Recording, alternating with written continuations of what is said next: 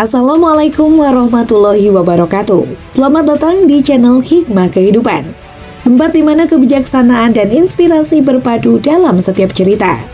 Bergabunglah dengan channel Hikmah Kehidupan dengan cara menekan tombol subscribe, like, dan aktifkan notifikasi untuk mendapatkan konten inspiratif terbaru langsung ke perangkatmu. Terima kasih atas dukunganmu.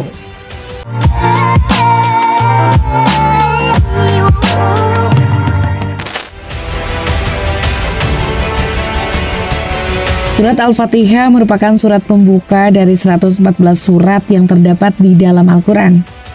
Surat ini termasuk surat Makkiyah sebab diturunkan di Makkah saat Nabi Muhammad SAW belum hijrah ke Madinah. Surat Al-Fatihah ternyata memiliki banyak nama lain seperti Ummul Quran, Suratul Syifa, Suratul Syafiyah, Suratul Du'a, Suratul Talab, Suratul Su'al, Suratul Talimil Masalah, Suratul Mujiziyah, dan lain sebagainya. Surat ini juga menjadi penentu sah atau tidaknya sholat seseorang, baik dalam kapasitasnya sebagai imam, makmum, ataupun sholat sendiri atau munfarid. Jika tidak membaca surat Al-Fatihah, maka sholatnya tidak sah. Disitulah letak keunikan surat Al-Fatihah. Dalam konteks ini, Rasulullah SAW bersabda, "Barang siapa melakukan sholat, sedang ia tidak membaca Ummul Quran Al-Fatihah di dalamnya, maka sholatnya kurang, tidak sempurna." Abu Hurairah ditanya, "Bagaimana kalau kami di belakang imam?" Dia berkata, "Bacalah secara siri atau pelan, karena sungguh aku telah mendengar Rasulullah SAW bersabda, Allah Subhanahu Wa Taala berfirman, aku telah membagi sholat yakni Al-Fatihah antara aku dengan hambaku setengah, dan hambaku akan mendapatkan sesuatu yang ia minta." Hadis riwayat Muslim. Surat Al-Fatihah begitu populer di kalangan umat Islam. Seluruh umat Islam hafal surat ini di luar kepala, karena sebagai surat pembuka dan hanya terdiri dari 7 ayat. Walaupun begitu, surat ini mencakup intisari ajaran-ajaran Al-Quran. Abu Sa'id Rafi Ibnul Mu'alla radhiyallahu anhu pernah bercerita. Abu Sa'id Al-Khudri berkata, Rasulullah SAW berkata kepadaku, "Maukah kamu aku ajari sebuah surat paling agung dalam Al-Quran sebelum kamu keluar dari masjid nanti?" Beliau pun berjalan sembari menggandeng tanganku. Akala kami sudah hampir keluar, aku pun berkata, "Wahai Rasulullah, engkau tadi telah berkata, aku akan mengajarimu sebuah surat yang paling agung dalam Al-Quran."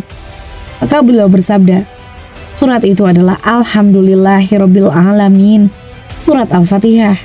Itulah sab'ul matsani atau 7 ayat yang sering diulang-ulang dalam sholat, serta Al-Quran Al-Azim yang dikaruniakan kepadaku."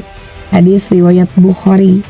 Para ulama berpendapat bahwa keagungan surat Al-Fatihah terletak pada ajaran-ajaran pokok seperti tauhid, keimanan, janji dan kabar gembira bagi orang-orang beriman kepada Allah, ancaman dan peringatan bagi orang-orang kafir tentang ibadah, dan juga kisah orang-orang yang beruntung sebab taat kepadanya dan sengsara karena mengingkarinya. Semua itu tercermin dalam surat Al-Fatihah yang jika dikaji secara mendalam lewat tafsir-tafsir yang sudah ditulis oleh para ulama, maka akan butuh waktu lama untuk dijabarkan dan dijelaskan. Tentu saja kita tidak bisa memungkiri keluasan tema yang dikandung serta keistimewaan di balik ayat-ayat yang terangkum di dalam surat Al-Fatihah. Dalam kitab Tibun Nabawi atau Pengobatan ala Nabi, disebutkan bahwa di antara keutamaan surat Al-Fatihah adalah sebagai berikut. 1. Jika kita punya hajat tertentu, maka Al-Fatihah bisa dijadikan sebagai wasilah atau perantara. 2. Memperoleh ampunan dari Allah. 3. Jika Al-Fatihah dibaca 14 kali sebelum tidur, maka suami, istri, dan anak-anak akan selalu mengingat kita. 4. Bayi yang sering menangis juga bisa diterapi dengan Al-Fatihah. Caranya, bacakan Al-Fatihah sebanyak 7 kali dan usapkan ke atas kepala bayi itu pada malam hari atau pada setiap saat. Insya Allah akan sembuh. 5. Jika Al-Fatihah dibaca 41 kali, kemudian ditiupkan ke dalam air dan diminum serta dibuat mandi, maka hal itu bisa melepaskan rasa sakit dalam diri kita.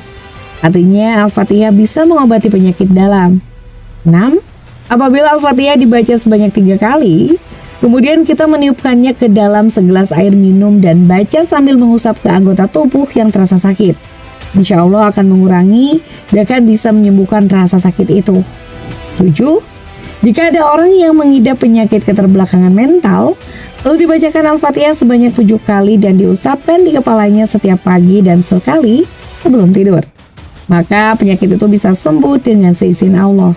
Sebagai hamba Allah yang beriman kepadanya, untuk kita mengharapkan kasih sayangnya, belayan rahmat dan rahimnya, sehingga dosa-dosa yang pernah kita lakukan diampuni atau dimaafkan. Oleh karena itu, salah satu media yang bisa dijadikan pintu mengetuk rahman dan rahimnya ialah Al-Fatihah. Kisah nyata, dahsyatnya surat Al-Fatihah dari rumah kontrakan menuju villa mewah dialami oleh Ghonim yang di PHK dari pekerjaannya. Ghonim bersama keluarganya disuruh segera angkat kaki dari rumah kontrakan. Tentu saja ini merupakan kenyataan yang sangat pahit yang pernah ia alami. Ada lagi proses diplomasi, negosiasi atau musyawarah. Semua buntu. Jalan satu-satunya adalah segera berbenah dan mengosongkan rumah kontrakan. Sebab Pak Siregar, pemilik kontrakan, harus segera menyerahkan rumah yang ditempati Ghonim itu kepada pihak bank sebagai konsekuensi dari ketidakmampuannya membayar utang. Kabarnya proses penyitaan rumah akan dilakukan esok harinya sekitar pukul 09.00.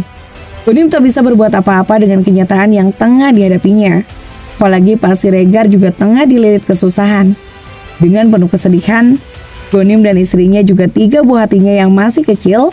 Anak pertama duduk di kelas 3 SD, anak kedua masih kelas 1 SD, dan ketiga masih balita.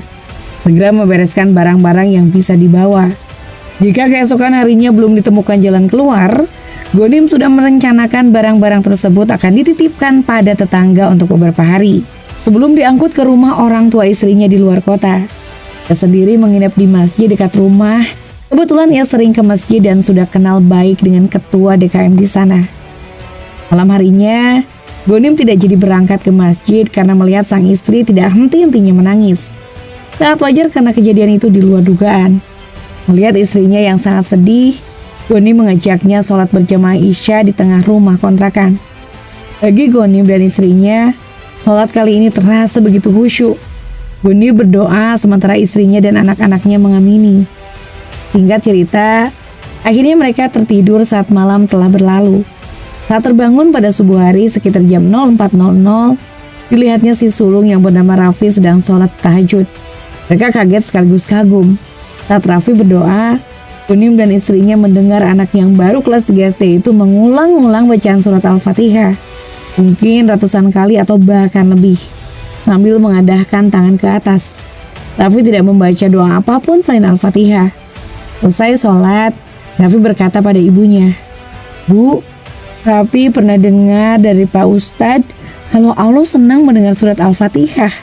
Tapi baru ingat tadi malam. Ya udah, Raffi minta sama Allah dengan Al-Fatihah itu supaya tidak jadi pergi dari sini," katanya. Dengar penuturan Raffi yang masih kecil itu, ibunya hanya mengiyakan dengan mata berkaca-kaca. "Iya, semoga saja nak," jawab sang ibu. Tadi sangka usai sholat subuh, ponsel jadul milik Pak Ghonim berdering. Ternyata Pak Mugini, mantan bosnya di kantor, menelepon. Mereka berbincang agak lama. Perbincangan itu seperti mengabarkan kebahagiaan. Itu terlihat dari perubahan air muka Pak Ghonim yang tadinya kuyu menjadi cerah kembali, penuh cahaya kebahagiaan. Setelah lama berbincang-bincang dengan Pak Mugni, Pak Ghonim segera menghampiri istri dan anak-anaknya. Ia pun merangkul Raffi dengan mata berkaca-kaca. "Doamu dikabulkan, nak. Alhamdulillah. Hari ini kita jadi pindah dari sini. Tapi pindahnya ke rumah yang lebih bagus dari rumah ini," kata Ghonim. Mantan bosnya yang bernama Pak Mugni itu menawarkan pekerjaan baru, yaitu mengurus salah satu villa miliknya yang baru direnovasi. Villa itu terbilang mewah, luas, dan letaknya sangat strategis. Ketika Ghonim mengungkapkan kondisi yang tengah dialaminya, mantan bosnya itu langsung menyuruhnya untuk segera pindah. Maha besar Allah dengan segala firman-Nya. Allah menolong Ghonim dan keluarganya lewat perantara surat Al-Fatihah. Masya Allah. Nah, itulah akhir dari kisah ini. Terima kasih telah menyaksikan video ini di channel Hikmah Kehidupan. Jika kalian menemukan nilai dan inspirasi dalam konten kami, jangan ragu untuk subscribe, like, dan aktifkan notifikasi agar kalian tetap terhubung dengan kami. Bersama-sama mari kita terus mengeksplorasi keindahan kehidupan dan menginspirasi satu sama lain. Sampai jumpa di video berikutnya. Salam bijak dan penuh hikmah. Wassalamualaikum warahmatullahi wabarakatuh.